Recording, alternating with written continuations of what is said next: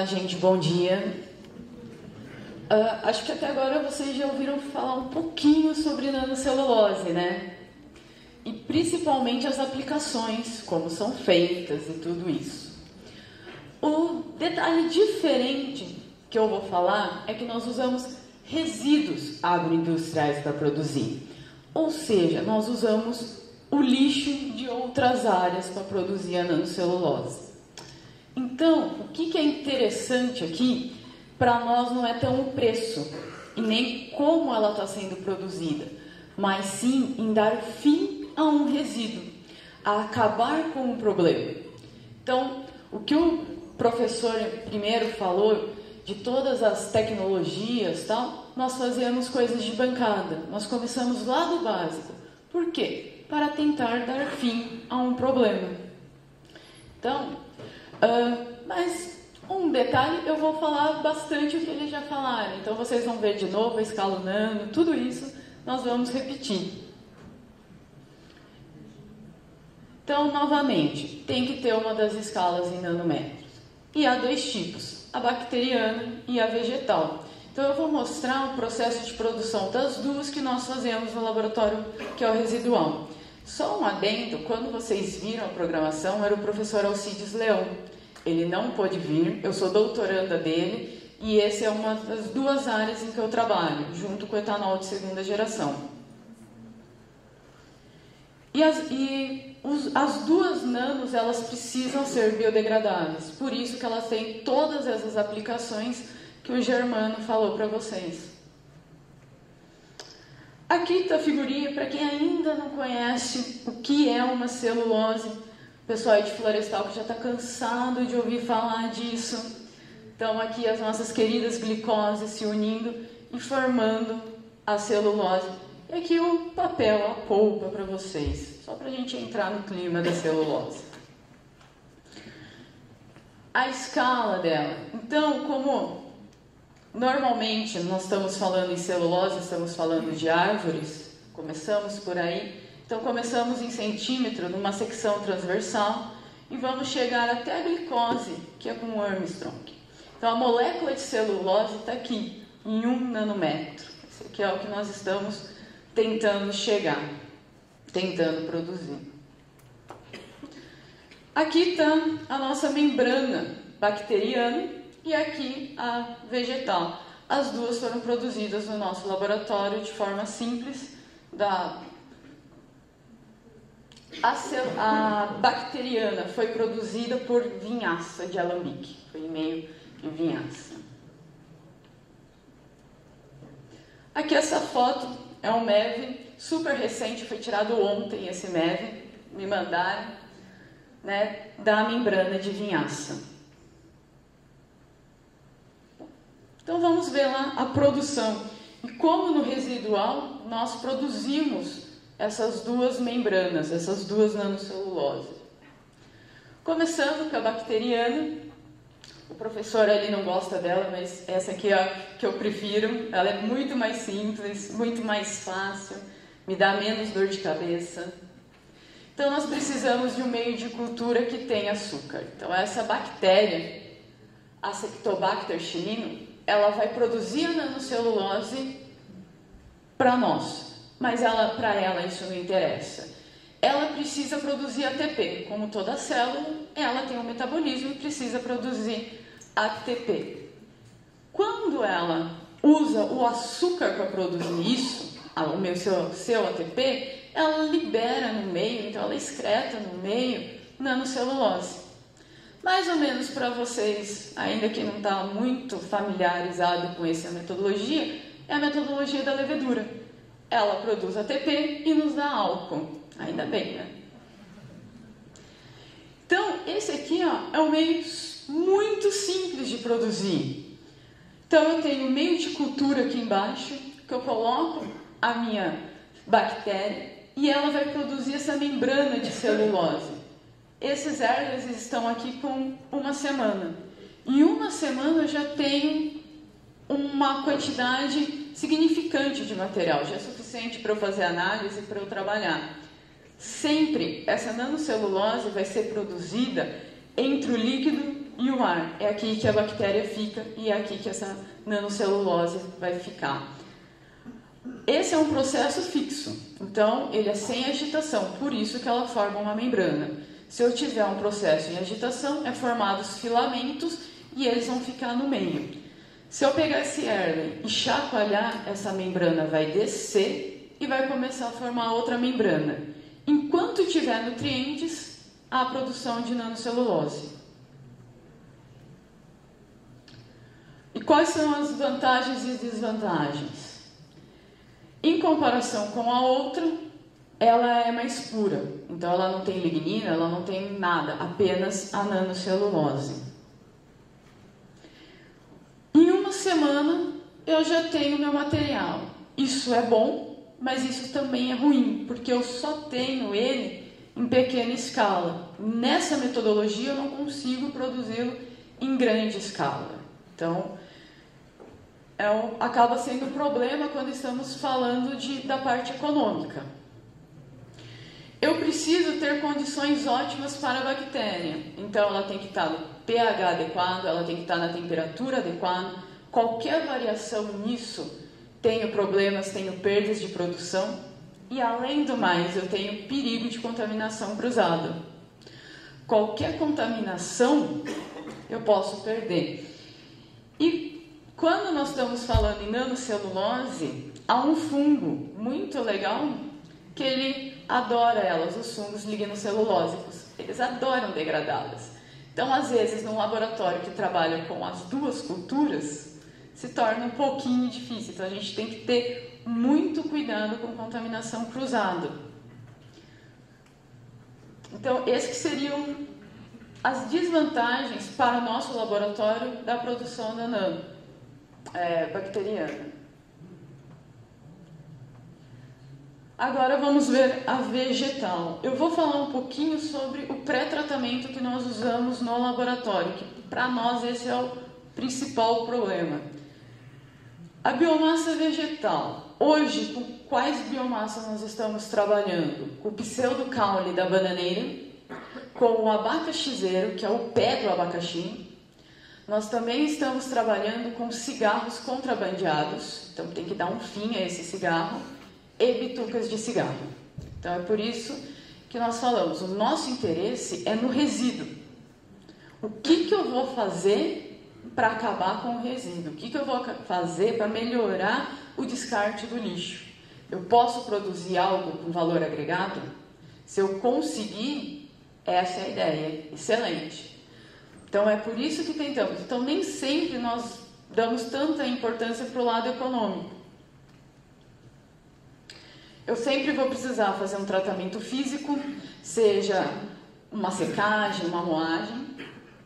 E aí vamos entrar na área do pré-tratamento, que é a que nos dá mais dor de cabeça. Por que temos que fazer isso? Porque na parede celular tem a estrutura que é composta de celulose, emaranhada aqui, ó, a hemicelulose, que é o verdinho, e a lignina fechando esse complexo. Para eu trabalhar com celulose, eu preciso quebrar esse complexo. E é isso que o meu pré-tratamento vai fazer. Ele vai quebrar esse complexo para que eu possa ter só a celulose. O detalhe é que nem sempre, na maioria das vezes, eu não consigo isso 100%. Sempre passa a lignina, tem um pouco de hemicelulose. Então, um pouquinho dos tipos de pré-tratamento que nós trabalhamos. Como eu falei para vocês, nós também trabalhamos com fungos lignocelulósicos. Esse aqui foi usado o babaçu para fazer. Então, foi produzido nanocelulose do babaçu, com o primeiro pré-tratamento sendo por fungos. Um detalhe é que da primeira foto à quarta demorou 1 mês para a gente chegar. E aqui ainda não chegou na nanocelulose. Precisou se fazer mais coisas como tratamento químico ou uma moagem. Mas é possível e é um dos meios mais sustentáveis possíveis. Né? Não tem uso de química, de nada, de nenhum reagente, apenas o fungo. o meio precisou ser um pouco enriquecido para poder ter isso, que só o babaçu não era suficiente para o fungo crescer. O mais usual que nós trabalhamos são os pré-tratamentos, ácidos ou alcalino. Então, nós tentamos usar tratamentos mais brandos no laboratório. Então, no lugar de eu usar um ácido sulfúrico a 50%, eu tento usar um ácido sulfúrico a 5%, a 10% ou até menos. Um peróxido de hidrogênio, no máximo a 15%, não passando disso. NaOH a 2 molar, bem baixo, uma coisa nada perto do usual. Por quê? Estamos tentando usar um pouco da sustentabilidade, chegar na química verde, e também assim a gente não precisa, a gente tem o descarte do reagente, eu tenho que tratar esse reagente, então se torna mais fácil. Nós conseguimos chegar na nanocelulose e no etanol com essas metodologias. Qual que é o meu problema no tratamento? Eu preciso de combinações entre concentração do solvente, temperatura e tempo de reação. Eu não consigo usar o mesmo pré-tratamento para diferentes biomassas. Então, o pré-tratamento que eu estou usando para o cigarro não é o mesmo que eu consigo usar para a bituca, não é o mesmo que eu uso para a casca do coco. Esse, principalmente, dá uma dor de cabeça tremenda, que todos os que nós testamos deram problemas, vamos conseguir usar com muito forte, só com cloreto de sódio. O pseudo do caule da bananeira tem uma quantidade menor de lignina, então ele já com peróxido, eu já consigo tratar, ele já branqueia bem. E aqui a gente tem umas fotinhos dos nossos trabalhos. Então, eu tenho airless e eu preciso colocar biomassa e o reagente químico. Desse aqui, no nosso laboratório, nós levamos para autoclave e fazemos uma explosão a vapor para um tratamento combinado. Aqui é o resultado de um dos nossos testes, de um dos nossos trabalhos. Vocês podem ver que só o segundo clareou realmente. Nos outros, nós não tivemos bons resultados. Esse aqui foi com peróxido de hidrogênio. Nós usamos, como eu já falei, bem o tratamento combinado. Então, o químico com a explosão a vapor, o biológico com o químico ou com o físico. Então, agora nós já chegamos na celulose vegetal. Dessa celulose, eu ainda preciso fazer um outro tratamento para produzir a nanocelulose vegetal. Falando assim, mais um tratamento, tal. Parece ruim, só que os professores já mostraram que celulose é uma coisa interessante, é uma coisa importante. Então, por isso que eu falo, para nós, esse tempo, mais complexo, não tem muita importância. Nós estamos conseguindo dar fim a resíduos e produzindo algo de valor agregado. Aqui só alguns exemplos de como transformar a celulose em nanocelulose.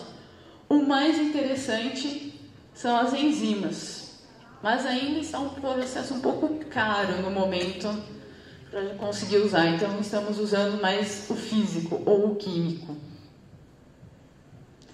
E agora chegamos a essa parte. Falamos de biomassa e falamos de meio de cultura. Eu posso trocar isso por um resíduo agroindustrial. Resíduo, a gente chama de resíduo, chamamos de descarte, é um material não aproveitado e é um lixo, entre aspas. Por que lixo, entre aspas? Porque o lixo para um é a matéria-prima para o outro. Então, o que uma pessoa chama de lixo, para nós é de extrema importância, é um material muito bom. E quando eu uso resíduo, qual que é o detalhe? Eu estou dando um valor agregado a isso. Se eu estou falando de um pequeno produtor que me venda isso, que é o caso, por exemplo, de um dono de alambique que ele tem vinhaça, eu vou agregar um valor para ele vai passar a receber mais disso. E no final, a gente acaba com um problema. Então, aqui alguns exemplos. Para a produção de nanocelulose bacteriana, a gente usou vinhaça de alambique e de usinas de etanol. Estamos começando os trabalhos de usinas de etanol, mas o do Alambique os resultados foram muito positivos. Então, por que usamos isso? O grande produtor, ele joga essa vinhaça no campo para fertilização. O pequeno, ele faz a mesma coisa, só que a quantidade que ele tem de vinhaça, se ele exagerar, ele estraga o solo. E isso acaba se tornando um problema. Então, e não tem o que fazer com essa vinhaça. Você não tem. Ou você pode jogar com biodigestor, seria uma outra possibilidade. E aí nós estamos tentando e conseguimos produzir a nanocelulose. Então, é para dar um fim a esse problema. Da vegetal, o abacaxizeiro e pseudocaule da bananeia, elas são plantações que assim que você tira o fruto, você precisa retirar a planta da terra. Você não pode deixar lá. E o que a maioria usa? Para adubo. Assim que só que tem uma certa quantidade. Se você, como ameaça, se você passar disso, você acaba estragando o solo. E se você deixar ali, pode dar infestações de praga, bichos, aranhas e acabar com sua cultura. O cigarro contrabandeado, ele é interessante porque esse ano o Brasil atualizou a sua lei de como descartar. Antigamente era obrigado a incinerar, hoje é obrigado a dar um fim, mas um fim que seja o mais sustentável possível. Então estamos com várias pesquisas em vários laboratórios de o que fazer com esse cigarro contrabandeado. No lugar de queimar, tentar fazer outras coisas. Então nós estamos tentando fazer nanocelulose para usar em biopolímeros. Então como reforço de biopolímeros. E a bituca, ela é um problema sério, porque as pessoas fumam e jogam isso no chão, em qualquer lugar, e não se tem o que fazer. Então, também para acabar com essa poluição. Aqui já foi falado das utilizações da nano, então os biofilmes de embalagem em alimentos, hidrogéis em formulações de cosméticos, liberação de agroquímicos. Para nós, as duas mais importantes seria para a bacteriana, os curativos, e para a vegetal como reforços. Essa aqui é uma plaquinha feita com o do cigarro. Então, esse aqui não chega, ainda não estamos, a nanocelulose do cigarro, estamos na metade do caminho, estamos bem perto de chegar, só que esse aqui foi feito com cigarro contrabandeado e ABS, reciclável. Então, esse aí é que a gente chegou, e então nossa intenção é diminuir ainda mais a quantidade do ABS, essa 60% fibra e 40% ABS. Só quero agradecer ao Cibil pela oportunidade, aqui, a faculdade, o laboratório residual e principalmente aos alunos de iniciação científica, que sem eles essas pesquisas não seriam feitas. Muito obrigada.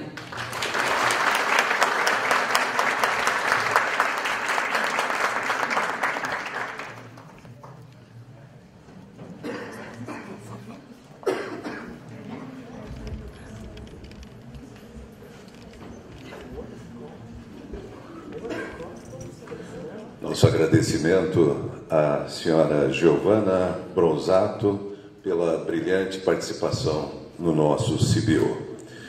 A leitura é o caminho para o conhecimento. Nosso parceiro Zamboni Books tem disponível livros especializados na área de biomassa, energias renováveis. Vale a pena conferir o espaço literário.